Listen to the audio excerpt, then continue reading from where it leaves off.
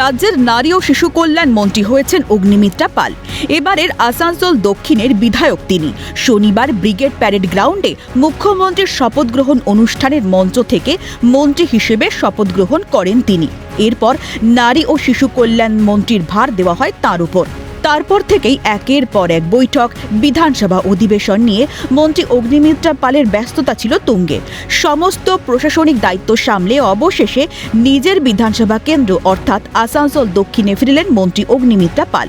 তাঁকে ঘিরে রানীগঞ্জে স্থানীয়দের উচ্ছ্বাস ছিল চোখে পড়ার মতো। ফুলের তোড়া দিয়ে তাঁকে শুভেচ্ছা জানান স্থানীয়রা। মন্ত্রী হয়েছি সেটাও আমার কার্যকর্তার জন্য, আমার আসানসোল দক্ষিণ এবং বাংলার মানুষের জন্য।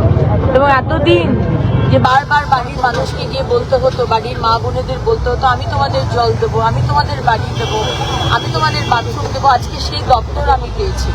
মানে এর থেকে বড় পাওয়া আর কিছু হতে পারে না আমার জন্য, যে বাংলার মানুষ মা বোনেদের আমার আসানসোল দক্ষিণে আমি বারবার তাদের অসুবিধা দেখে আমার মনে হতো যে আমি যদি ওদের বাড়িটা দিতে পারতাম, আমি যদি ওদের জলের ব্যবস্থা করে দিতে পারতাম, যদি বাথরুমটা আমি দিতে পারতাম, আজকে সেই ক্ষমতা আজকে আমার মাননীয় প্রধানমন্ত্রী নরেন্দ্র মোদীজি এবং আমার সম্মানীয় মুখ্যমন্ত্রী শুভেন্দু অধিকারীজি আমাকে দিয়েছেন। তার জন্য আমি কৃতজ্ঞ। সব মিলিয়ে উৎসব মুখর হয়ে ওঠে এলাকা।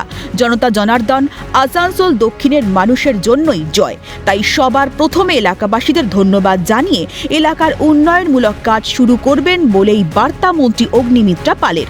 ক্যালকাটা নিউজ।